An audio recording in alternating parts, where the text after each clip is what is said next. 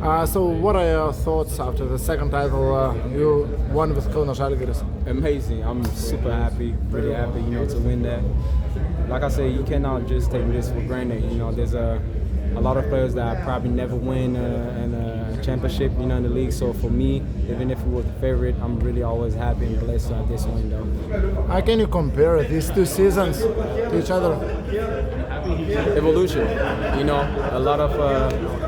Hey guys. It's a lot of, I would say the evolution, the last year and this year, I feel like I was more mature in my game, and I have good guys also around me from last year, good guys too, this year even more, better to understand my teammates, bring something fresh, and also the staff changed, so it was different. The coach had to bring something that for us it was new, and we managed to take advantage, but I would say the evolution, more mature and a great team of great guys actually in the team. I remember your first interview when you came here to Kaunas, to Žalgiris. You said, I want to be a leader of this team. How do you think it happened? For sure, it happened. I feel like when you're a leader, it comes naturally, And even me, I knew it came naturally, and I feel like as a point guard, the guys was following me a lot. And I'll be telling them a lot of stuff. Sometimes I'll be screaming, yelling, but they know how I am, and taking it a different way. And I feel like for me, it's just I'm competitive, so they know how I take. Like I said, to yell at the guys or to be cool most of the time, But man, it's just the guys follow me so much. They know how I love basketball. They know how I be working hard, and yeah, I'm really happy. I got this type of soldiers with me because I'm a soldier too. So we all in the same boat. And what was the most difficult thing during these 2 years? Ooh, the most difficult thing. I would say, last year, almost we made it, against Edwardsą, even if the last shot was incredible, but it was super difficult. We had a difficult year. This year, the difficult things, it was beginning of the year, even if we was winning games, I just think we had to adapt, had to play together to fit our plays and all that. It was fresh. But at the end of the day, I just think the guys was really locked in. This year was more difficult than anything, and we played against really tough opening, and we made it happen to be in the fifth league actually with Žalgiris. Man, nobody thought we was gonna be there, so that was the most difficult thing to go in there. And of course, we lost in the playoff, but at the end of the day, I was really happy for the guys to be there. The broadcast showed one of the posters that said, "Cisco, you are my god." How do you feel towards the entire Žalgiris fan base, and what does it mean to you, and are you gonna miss it? Man, forever in my heart. Like I said, forever in my heart. There's something I would never, find anywhere, and I just think it's on everything. Everybody's really, here to cheer no matter what. If you have a good game, bad game, they're always here. They're always supported. And I was not even born, I just was there. So it's a big story in the history club, and I'm really glad that I was part of it actually. You had a really emotional hug with Captain Edwardsą Kaune after the game during the ceremony. What did you guys talk about, and what did you say to you? I was happy to be with him. I told him thank you for everything. I know sometimes it was hard, but you guys was here to control me sometimes and to make sure I'm good, to understand what I want. And he also told me like, hey Cisco, I'm really happy. I'm glad I played those 2 years with you. It was amazing, but the most important is still really healthy. You deserve it. You deserve everything in your life and be good. So yeah. So after the game, you officially said goodbye to the Žalgiris family. Can you reveal at what point did you took the decision to end this chapter here, and how hard was it to continue the season when you already knew that you were leaving?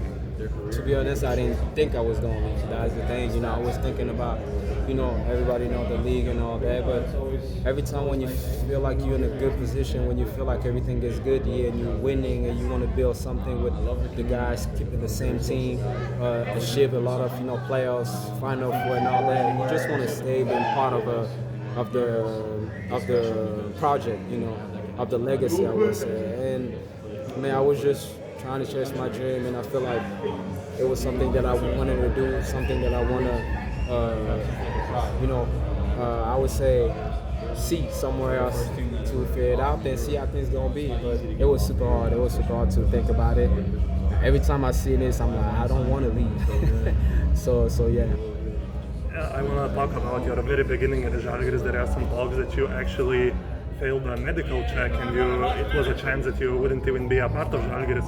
Can you just elaborate? Can you elaborate about those times and what were going through your head and how did that situation end up? Hey man. I can't even talk right now. Get out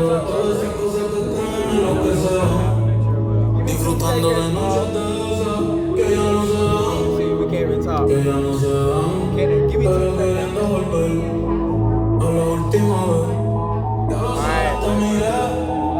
Alright.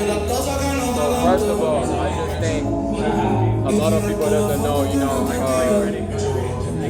I started to notice, I didn't know at first, but my first time when I was in Munich, I figured out I had bad knees, knee problems that can go to ACLs and all that. And I didn't know that, so my first thing was just to work on my knees, big tendinitis, extra bones.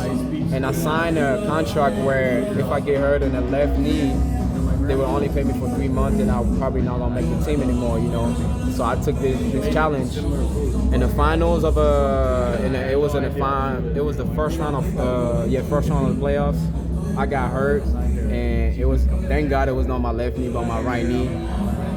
And when I came back 4 weeks after, but my right knee was still fragile, was still weak. So when I went to do the medical test in Žalgiris, the left one was good. And the right one wasn't good because I was still fresh. I just got back and I just needed some rehab a little bit. And mind you, my right one was hurting me, but the doctors in Munich was telling me, yo, how come you're hurt? You're not hurting the left one, but your right one, because your right one is like your left one now. And even I was surprised. So when they told me, Žalgiris, they told me I didn't pass the medical test. And I said, of course, guys, I cannot because my right knee is still weak. I just got off injury. So I had to work out during the summer, and U-Slice gave me a lot of stuff, for me to work out. I didn't touch the ball one time, just working on my knees, mobility. And I had to sign another contract that would say not one knee, but both knees. If I get hurt on one of the both knees, then my contract is done, actually. So it was a big challenge for me, and a lot of people didn't know that. And thank God I just, met throughout the whole year, my first year. And my second year was a guarantee, so it was none of that. But I kept, continue to work on my routine, work on my knees, work on my body, my Achilles and all that. And I'm really glad about it because now it's just everything is in the book, writing a story, and I'm happy for that. And I also give a shout out to Eustace because nobody knows for me, is the best trainer that I ever had, no matter what. And I don't think I would find something like him for sure. One more thing, it seems that Carson Edwards is coming to Žalgiris. You played with him in München. Maybe he talked with you before Žalgiris? Yeah, we talk a little bit personal, but I just told him if he comes here, it's gonna be good for him to play his game with the fans, boost him. And I also told him, man, it's the right situation to sacrifice yourself and to just think about basketball, work about basketball, and figure out how you can be better. And also trying to get some other hobbies. I feel like here you just gotta force yourself to do other things that you never did. I'm talking about anything, Legos, business, reading books, or trying to open something that you never did because you want to actually do something. And it helped me a lot throughout this year, that a lot of stuff that I didn't know I could do, I did a lot. So, for him to be there, it's going to be good. I hope he signs here because it will be a great situation, actually. Can we now confidently say you're going to Aswell? Oh, I don't know yet. I don't know anything. I have plenty offers, so I just don't know. Like I said, it's the NBA, but if things coming, it comes. But to be honest, I can't tell you that because I didn't sign anything yet. Last question by me. Obviously, you became a fan favorite for many Žalgiris fans, but I want to point out that the young generation, the kids, I heard that a lot of them in the basketball schools and academies, while shooting, they're shouting Cisco instead of Kobe right now. So just what would be your message for them, that for those kids that want to be like you? It's great. It's amazing. You know, I didn't even know that. Like for me, I was looking forward my big brothers. You know, Iverson, Kobe, Michael Jordan, and also you know them young guys. You know, looking towards me is really amazing. Just be you, be yourself. I know it's a dream, and those dreams I wish for them to go as far as possible and go to the NBA. You know, dream, keep dreaming because when you're dreaming, you make things happen. And people will laugh, but at the end of the day, you will have the last word. And no matter what, try hard.